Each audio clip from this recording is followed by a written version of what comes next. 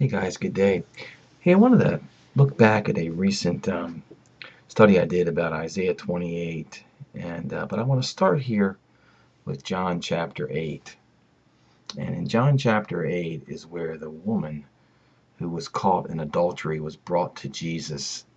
And I think you guys are probably aware of this story in the Bible. I'm going to go ahead and play a little bit of it. What happened? Wicked adulteress! Jesus, save her! Take her! Can you save her, your husband? Take her husband! Stop! The law clear! Stop her! She must be dead and sent. What is this? She's a sinner! An adulteress! She's gonna be punished according to the law! Take her to the master!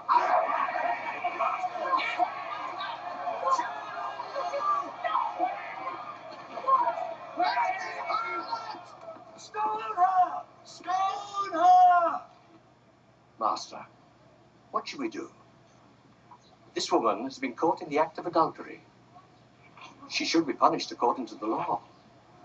What do you say? Answer, Master.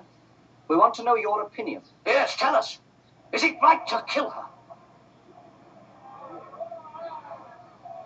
He among you who is without sin, let him cast the first stone.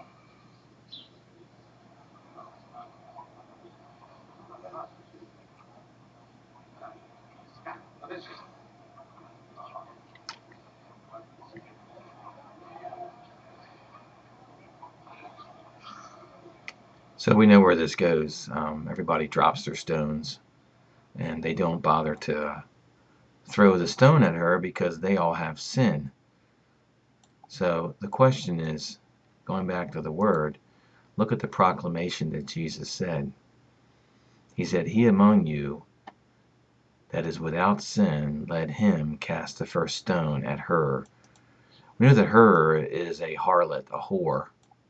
She was caught in the act. And the question is, look at what he said. So if we take his statement literally, what we would say is that whoever is without sin, that person would be the one who would cast the first stone. So is there anybody that is without sin? So we do know that there's one person, and that would be Jesus the Lord, the King of Kings. So if we look at the context here of this story, it's John chapter 8, and it says, "And early in the morning he came again into the temple." That would be Jesus. So early in the morning. This is the next day after John 7. Let's go back to John 7. I'm going to jump back to the ESV here so we can get some titles in here. So John 7 is about Jesus and the Feast of Booths, or the Feast of Tabernacles. So if you read this story here, this part of the Bible, you know that Jesus' brothers, not his disciples, are asking him about if he's going to go up to Jerusalem and celebrate the Feast of Tabernacles. And Jesus essentially says, "No, I'm not going to go." But he does secretly show up in the middle of the week, in the middle of the Feast of Tabernacles. It's a week-long festival. And near the end of this, there's a reference here. It says this. It says, "On the last day of the feast, the great day," and that's the 8th day, "Jesus stood up and cried out, 'If anyone thirsts, let him come to me and drink. Whoever believes in me, as the scripture has said, out of his heart will flow rivers of living water.'" So on the last day of the great feast, Jesus stood up and made this comment. And then when you continue reading, they all went home to each of their own house. And on the next day, we'll go to the next day. So that was the last day, the 8th day. Let's go John 8. "But Jesus went to the Mount of Olives. Early in the morning, he came again to the temple." So this statement that Jesus made about casting the first stone at her was made on the 23rd of Tishri. Let me go to a calendar here. And if I go to 2018, this is the regular calculated lunar calendar. Here we have, let's see, the 15th to the 21st is the Feast of Tabernacles. The 22nd of Tishri is the 8th day, an extra day. So it appears that Jesus met the woman that caught in adultery on the 23rd of Tishri, which for whatever is October 2nd. Now, I'm not here to set dates. I'm just here to look at the context clues that are given to us in Scripture. If we go to the Enoch calendar, we can see that, and I don't know which calendar which God uses. I don't have a clue. I thought about it, prayed about it, but I don't know. You guys can offer up your ideas. So on the 23rd day of the 7th month, that's October 11th. So for whatever it's worth, let's see where the Bible takes us. And I've always known there was something interesting about this right here. Let any one of you who is without sin cast the first stone at her. So obviously the answer is Jesus is the only one without sin. And he is making the proclamation that he will cast the first stone at her who appears to be a harlot. So I've seen this connection many times in the past. I might have talked about it a few times. But if we look at Isaiah 28, Isaiah 28 is the judgment of Ephraim and Jerusalem. And we know this is the first time when I read this chapter, Isaiah 28, probably 2 years ago, there was something in my spirit that told me, stop and investigate this. So it goes like it says, the proud crown of the drunkards of Ephraim. Now, I know that I can show to you that Ephraim is the USA. The USA is the modern representation of the tribe of Ephraim, and I'll show you that in a minute. And the fading flower of its glorious beauty, fading flower, which is on the head of the rich valley, of those who overcome with wine. Verse 2 is the verse that matters here. Behold, the Lord has a one who is mighty and strong.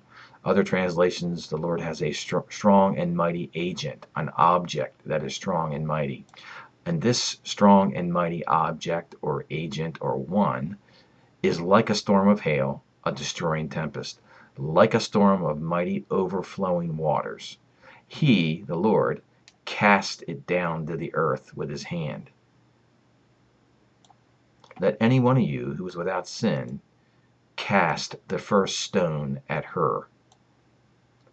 So go back to John chapter 8, which I just said here. I knew when I read this here years ago, I said that is the same thing that's being spoken about in John chapter 8. Jesus himself is the only one without sin. And he said this on the day after Tishri 22, which is Tishri 23. He said this on the 23rd day of the 7th month. I find that easy. 7th month, September, even though September is the 9th month. Sept means 7. All that stuff about September 23rd. But anyway, not setting dates, just looking at the coincidences and the connections that we found in Scripture, that you can find in Scripture. So I have always seen this John 8 reference to be a direct reference to the Lord beginning judgment on Ephraim. And you can see here that whatever is cast down to the earth, it causes the mighty overflowing of waters. Now, I've talked about in the past, there is let me pull it up here, the Babylon matrix. So from Jeremiah's perspective, who wrote Jeremiah chapter 50 and 51, he sees a futuristic nation that he calls Babylon. I've done this matrix before. These are all the clues given to us in Scripture.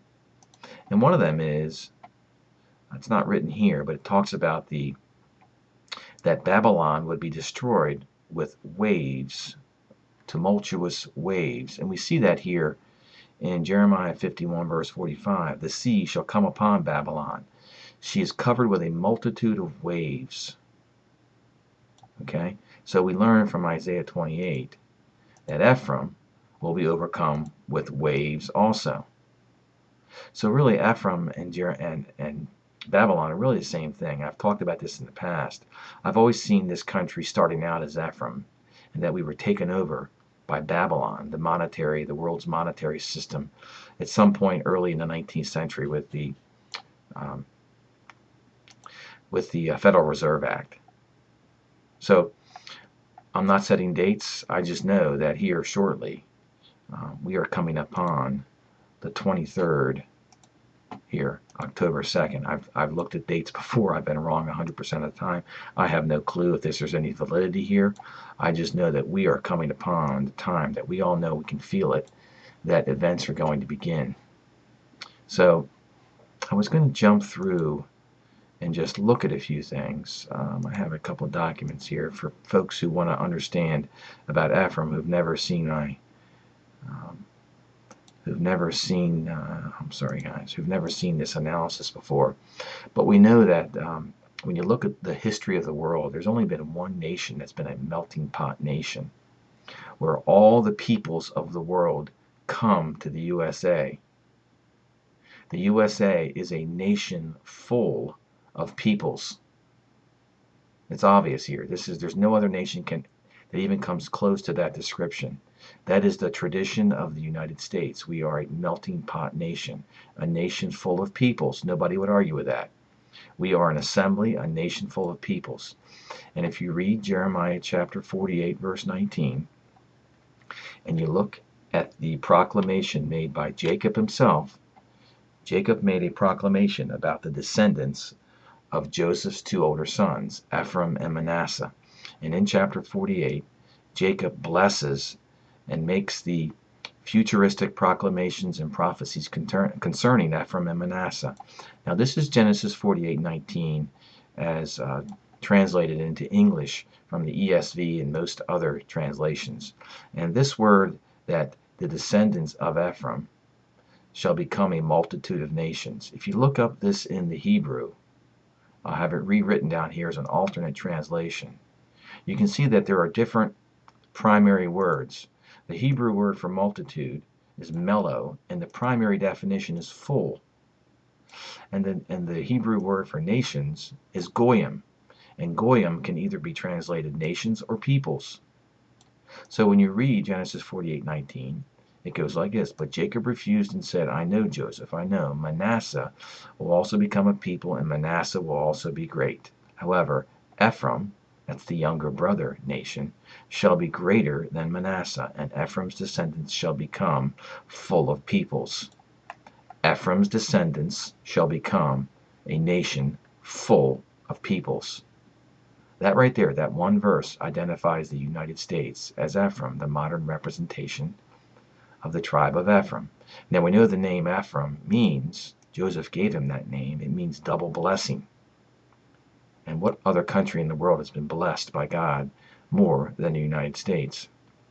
Now the United States has an older brother nation that's called Great. So it fits here. This clue fits too with Great Britain. Great Britain is Manasseh, and Ephraim is the USA. And when we go to the prophet Hosea, we can see what happens to Ephraim. Hosea 5 is an unfulfilled prophecy found in the book of Hosea. And it goes like this: Hosea 5 verse 9, Ephraim, USA, shall become a desolation in the day of punishment. He says, then the princes of Judah, that would be modern day Israel, have become like those who move a boundary line. Now Trump's got a land for peace deal, where he'll be moving a boundary line. Or that's what it sure seems like he's going to be presenting it tomorrow on September 25th. Upon them, Judah and Ephraim, I will pour out my wrath like water. Ephraim, USA, will be oppressed, crushed in judgment, because he has determined to go after filth. So it's clear to see from two different vantage points from the prophet Hosea, the United States is the modern representation of Ephraim. It's clear to see in that verse.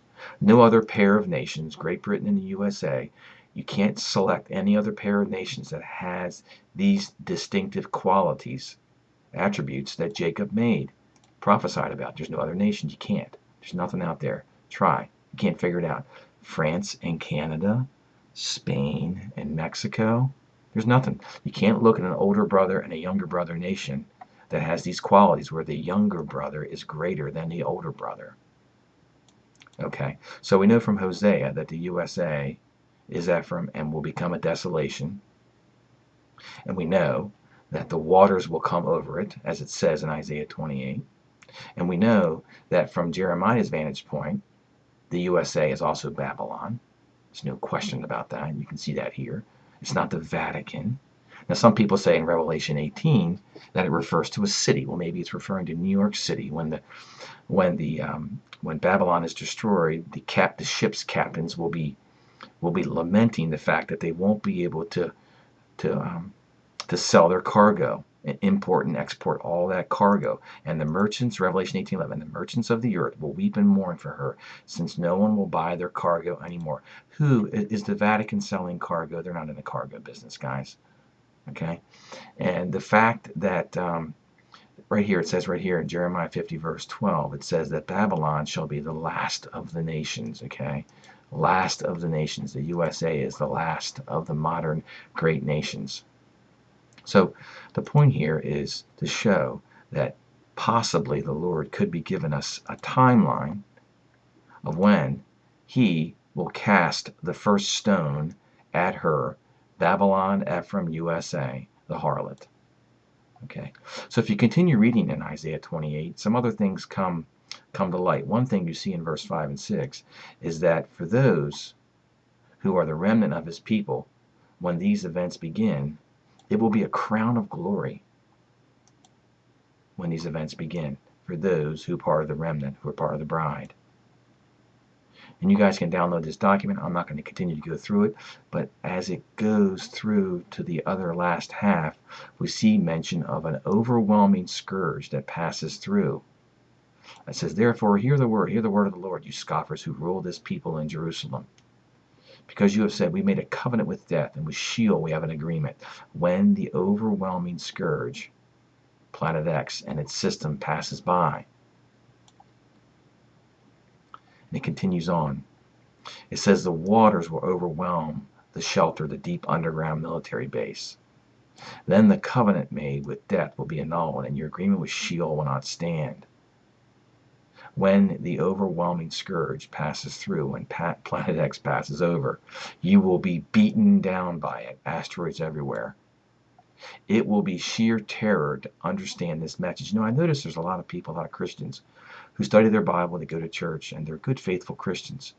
But they don't ever take the time to understand the messages that are buried in the Old Testament prophets, because they errantly think that since these books are in the Old Testament, they've been fulfilled. Well, they haven't been fulfilled.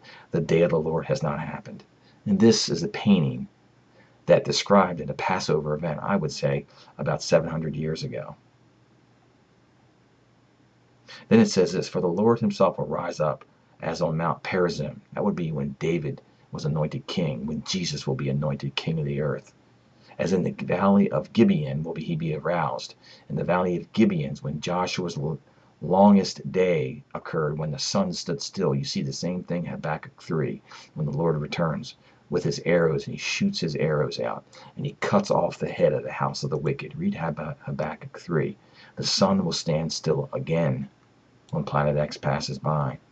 And the Lord will do a strange deed, and his work will be alien, it describes. I think that's the Revelation 4 harvesting. And there's been a decree of destruction that will go out on the whole land. So guys, you can download this document. No one knows the day of the hour and events will begin, but surely it seems like it's soon. So will the Lord carry out his proclamation that he did make on Tishri 23, 2,000 years ago? With that, guys, have a great day, and God bless you.